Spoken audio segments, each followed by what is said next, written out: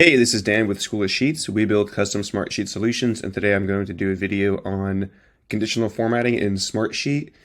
These are going to be some examples I see in the Smartsheet community, some stuff that I do myself that I find helpful, and some examples from client requests that we've implemented. It'll be a variety of row level, column level, Gantt, calendar, varying complexity. Start simple, work our way up, and hopefully you find some help with this. So I'm going to kind of just quickly build out this sheet with some stuff we can play around with. Just adding a drop-down status column, start and end dates, and assignment with contacts. So let's say we have a list of tasks, and we have these various status options.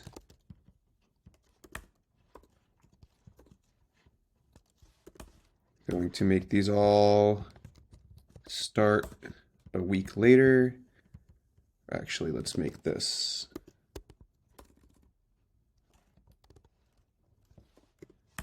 go back a week. And they're all going to be due 3 days later, just for sake of example. All right. We're going to assign these. We're not going to notify anybody of these fake tasks.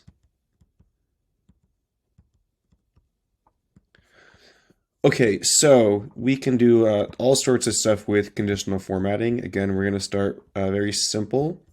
So to do any conditional formatting, again, you want to go up to this top bar, and there's this kind of interesting looking grid thing here. You click that, it'll open up your conditional formatting pane, and they give you this example. This is only so helpful. Add new rule. The way this all works is you start, well, you could start anywhere, but I would start with the if set condition, and you get to pick one column, and in this column, you're saying, I want you to look at the information in this column, and if whatever I say is true, we're going to format whatever I say to format, however I say to format it. So let's do something with status. And a really common example is if a status is complete, then you want to format the entire row. So you have some formatting options, fonts. You can actually change the font. I don't know if I do that, it might look confusing. Change some sizing, bold, not italicized, these types of things. So it's complete. So I am going to just highlight it a light blue, because blue is our standard project management color for a complete task. Once you do it, it looks like this. Whenever something turns to complete, this will all highlight blue. Just for the nice thing about this is as you're building the rule, you can resize this window, and you can look at this apply as you do it. So maybe you don't want it like this. It's like, what would it look like if the text was, and I italicized it, or I did a strike through, etc. So now let's modify this, and maybe we just want to update the status column itself. This is something that I will sometimes do. I think it looks nice, and it's not, sometimes highlighting an entire row can be a little distracting. So we can keep our statuses complete, and let's do blue and blue. So here where it says entire row, you can select any number of columns you would like. So I'm going to restrict it to the status, and now we have, boom, just the status column is getting highlighted. If you wanted to, maybe you want to have the description as well, or just the description. You don't actually need to use the column that is being referenced in the rule. It's pretty flexible. But I'm going to go with status. And sometimes when you're doing conditional formatting, you're going to be setting up a series of rules that are related. If you click this dropdown, you have a few options. We'll do add condition later. We're going to clone the rule. So maybe you want to have different formatting options for each of your tasks. I'll do not started as gray because seems good enough to me.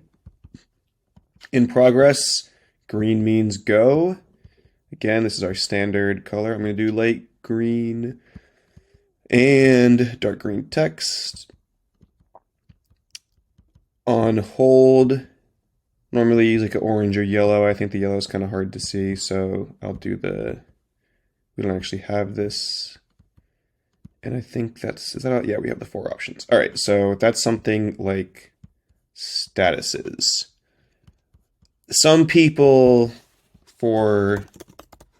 they might want a little flag for on hold, so let's try something like this. Let's say we're in progress, and let's actually remove on hold, so we're not going to have it as a standard option. So rather than this, and now I've already set this rule up, so if you are actually kind of designing your sheet and maybe it changes over time, this is already mostly built. You can just click on this and change it to on hold and say, okay, if on hold is flagged, then apply this format to the status. Now, it says down here, note higher rules take priority over lower rules. So notice what happens. We added that rule in, but nothing is happening here. If I move this up, it will now take priority. However, it's kind of weird to have a on hold task marked as complete. So now how do we configure this to make it practical? Well, you could move this up here so that you're never going to have this kick in. Or personally, I like to kind of group things in the order where they're all related. These are more related. And to kind of make it totally foolproof, if we add a condition, now we are telling the system, I want you to look at multiple criteria. And if all of them are true, then we're going to do the formatting. So this is going to take us to maybe, level 1 to level 2/3. So our first column, we already have on hold use, so you can't use the same column twice. We're going to do status now, and we're going to say apply format when condition is not met. So if on hold is checked and status is not complete, then apply the formatting. It's not applying here because the status is complete, even though this box is checked. And now let's kind of look at so we did some row level stuff, we have column stuff, we have multiple conditions, we have when a condition is true, when a condition is not true. Let's look at the date example. I like my dates in the middle, it's just a personal preference. Okay, so I see this all the time. Can my date column, can my task column, status column, can it turn red or can it highlight if my date is in the past? So this is pretty simple. One thing you do literally need a date column, and by a date column, I mean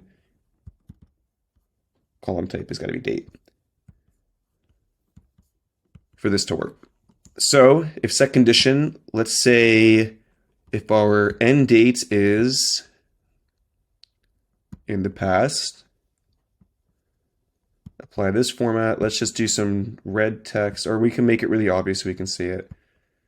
That's how it looks in the entire row, and we're not formatting the status because it is below. If we move this up, it would all format.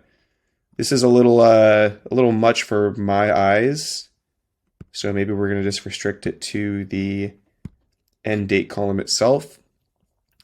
However, you might notice we're going to have a problem. We can complete this, and our end date is still highlighted, so we want to add a condition. End date is in the past and status is not complete. And maybe, if it's depending on your organization and your policies, you might put something on hold and then you don't necessarily need to, it should be status is not complete. You may or may not want this formatting to kick in if you're having something on hold. So let's just these are formulas, so I'm just going to paste the values so I don't get errors. I'm just going to kind of duplicate this. All right, so now we have this one. This is the exact example I was talking about. The end date is in the past. Today is the 22nd. We're 4 days over. If you don't want it to kick in, you can keep stacking rules. I don't actually know what the limit is, but I've done quite a few. On hold is... we can say, well, we should say not flagged because that's just more of a, more foolproof. There's other options besides flagged and unflagged. And so now we have a situation where, if we unflag this, that will kick in. If this is not started, that will kick in. Now, what about the start date? So you notice we have a status of not started. So maybe we want to, format our start date column. If we're not started, we can do that as well.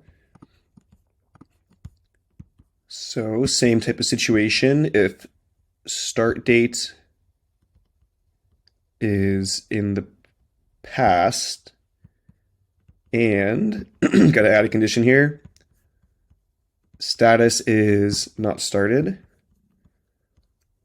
Apply this format to the start date.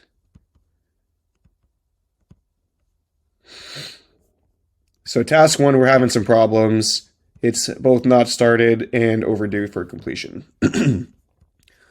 Okay, so now let's look at how we can manage our Gantt view, our timeline. So by default, everything's going to sort of look the same as far as the bars are concerned. Let's extend this guy out just because I want to. Get these a little bit tighter on the timeline so we can see things a little easier. Alrighty. So you can conditionally format these Gantt bars, and a lot of people, they miss the way to do it because it's not super intuitive. So let's say we want our taskbars to match the formatting of our status. That's pretty typical. Or also, in the on hold in this case. What you need to do is, I'll just show you how to do it in general, and then we can apply it to our existing rule set. So whatever we'll just do the not started. Status is not started, apply this format. You're going to go to taskbar, and when you click whatever color you want, now this is going to turn whatever color you say. For simplicity, okay. We can copy these rules. Now, for this to work, you need to have the entire row selected. And then you can go to taskbar and change it here.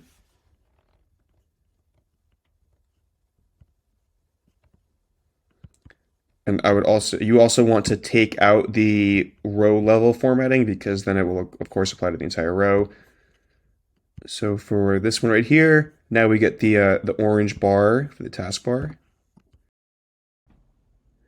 And here I'm just going to go ahead and reproduce this for all the different colors by copying the rule and removing the row level formatting. And now we're going to kick to the next section when warp speed ends. The other thing to notice is if we change to our calendar view, that's fine, the formatting kicks in.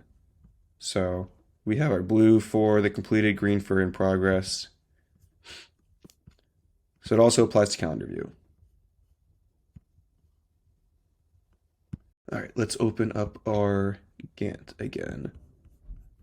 Okay, so I want to show you one other way I like to use conditional formatting. So we have all sorts of stuff going on.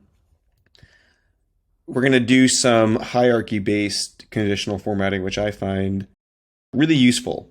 So let's say you have a hierarchy-based project list, task sheet, whatever the case may be, and you have something like, phase 1 of your projects, and then you have all of this stuff, and then you have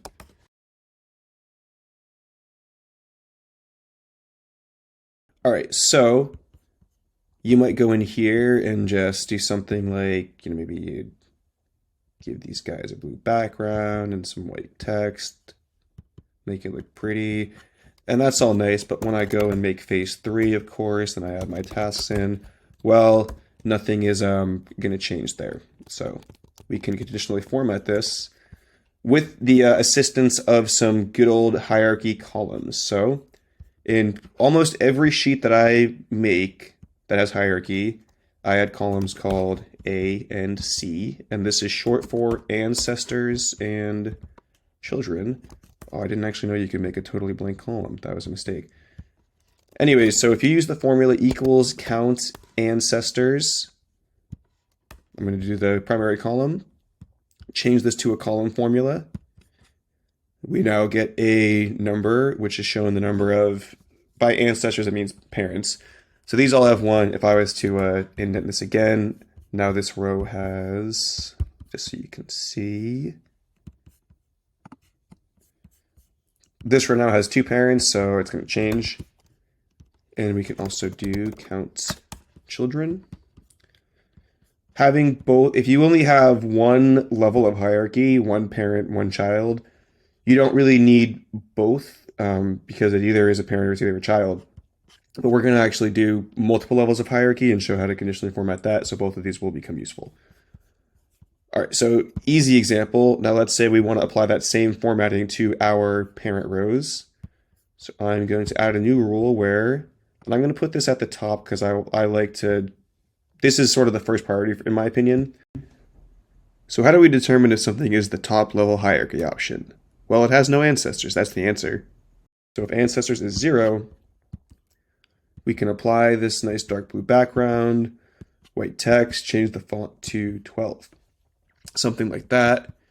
Another little trick here, sometimes if you just like put a random character in here, you can make the flags disappear. So sometimes I'll do that just to make things look really clean. And if you want to even go one step further, so sometimes you want to apply a formatting over a formatting. And what I mean by that is we can make the on hold column, technically, it looks like there's nothing in there now because while there is this dash, it's formatted the same color as the background.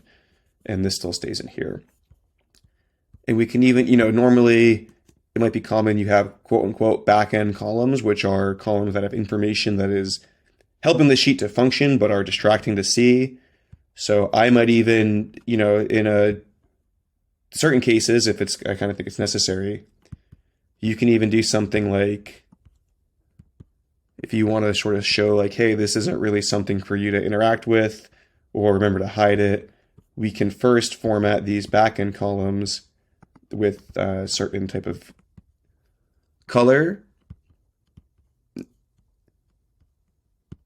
And then for all the other options, we can just make it like a not as crazy of a color. Automatic. Font size.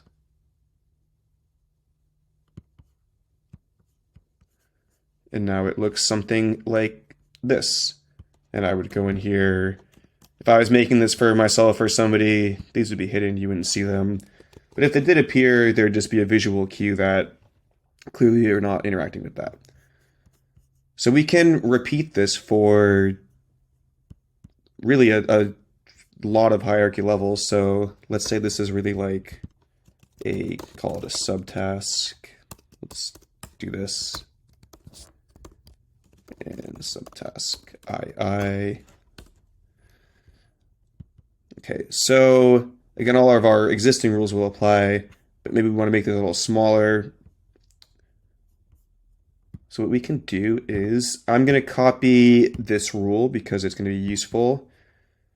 So how do we identify what a subtask is, or what a task with, you just look at the numbers in the A and C. So in this case, if ancestors are 2 and children are 0, you don't maybe need it. Again, it all depends on what structure you're going with, but in this case, I am going to make it so if ancestors are 2, we're going to apply a different format. We're going to actually make it a little smaller and take away the background. We're going to need to make it show up. And maybe we make it a dark gray color, something like that, so it's a smaller task, whatever. And maybe we even go, one step further. You can just keep stuff like subtask. Okay, and now this is there's actually some differentiation here. So we have all sorts of options. Now in this case, if you have this would make more sense if it's sort of standard for you to have large projects with varying levels of hierarchy. We could repeat something like this. We already have this one. Okay, so now let's say we want to do our second level of hierarchy. There is kind of a problem here where maybe you have a situation like this sheet where your second level of hierarchy can have children or it cannot. So now we can add a condition and say if our children is greater, we're going to define custom criteria here. If it's greater than 0, then we're going to apply a formatting. And we don't need it to be quite as extreme. Go for maybe 10-point fonts. And let's give it something like a light blue and automatic text.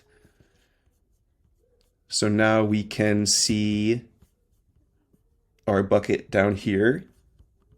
And it's probably a best practice to add this condition here as well, where we want our children to be greater than 0.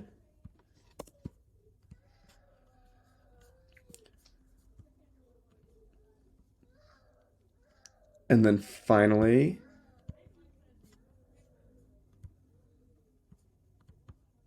let's add another rule for at the bottom. We now have up to 3, so I'm going to make this a little more prominent.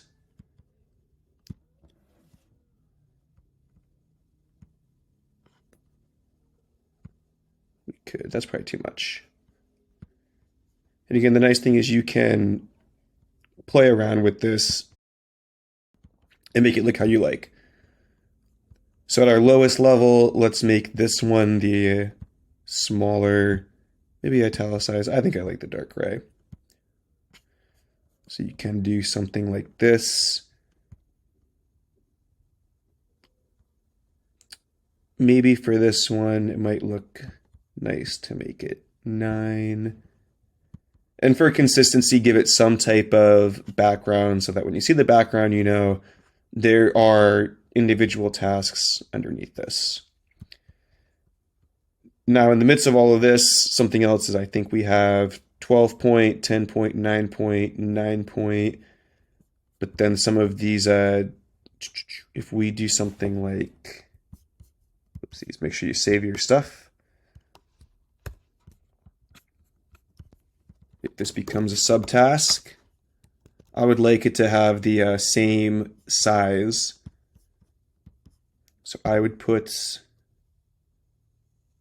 so our subtask is 2. So we can do, if you have 2 ancestors, we can just change the font size to the entire row regardless. So that's going to make sure that all the subtasks are going to be the same font size. And so now we have a situation like this. You might notice, maybe this light blue is not actually the best color because it's overlapping with our complete conditional formatting. So we can go ahead and maybe just pick a different blue color like that. That's something that, you can totally do. And otherwise, we have the dates here. If you want to, again, all just in the way you reorder things. So if you really care about having your dates pop out, you can move these up. But one thing to notice previously, I'll move this so you can see it, is if we were to move this up here,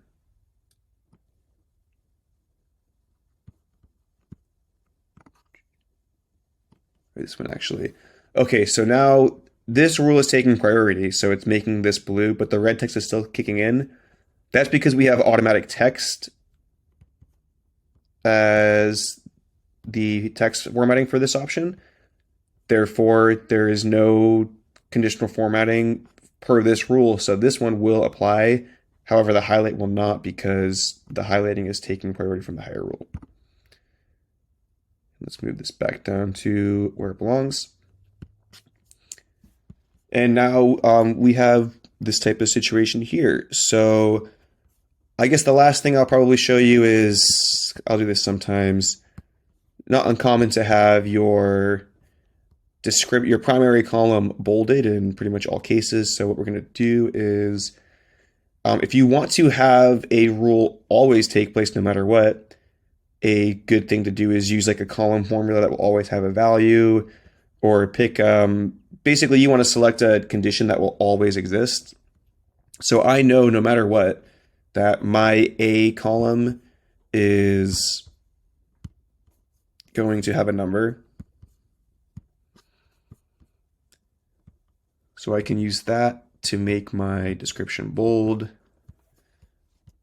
So then as I add a task in here, it's always going to come in. As I build this out, the formatting will kick in. You might like to have a rule here where, again, if your children row is greater than 0, you don't necessarily want to kick all these formattings in as you're typing new rows. It can be a little distracting.